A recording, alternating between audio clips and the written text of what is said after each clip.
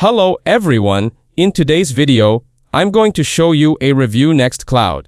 NextCloud is an open-source content collaboration platform that allows users and organizations to securely store, share, and manage data while maintaining full control.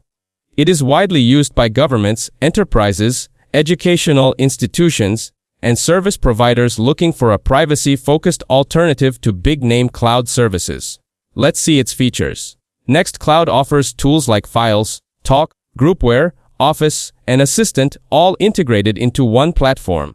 It supports remote collaboration with on-premise or cloud hosting options and is fully customizable and scalable. The platform emphasizes security and digital sovereignty, preventing data leaks to third parties. Users can host NextCloud on their own servers or use a cloud-hosted setup. It provides desktop, mobile, and web interfaces for easy file syncing, sharing, and real-time teamwork. Organizations can brand and customize it to fit their specific collaboration needs.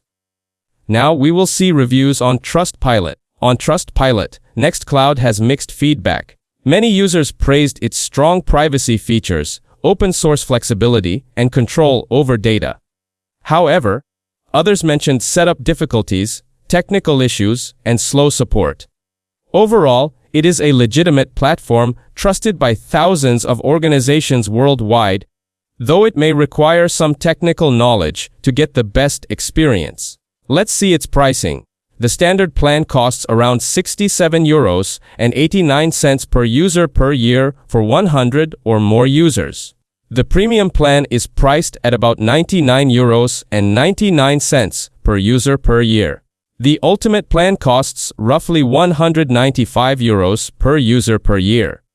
There is also a free option available for those who choose to use the self-hosted version and manage their own server. Here, we will talk about the pros and cons. On the positive side, it gives you full control and privacy since you own and host your data. It also offers file sharing, syncing, and built-in collaboration tools, and is highly customizable with many integrations and plugins. On the downside, self-hosting requires technical setup and maintenance. Enterprise plans can be expensive for small teams, and using too many plugins may slow performance or complicate management. That's it. Thanks for watching. Don't forget to like and subscribe for more videos.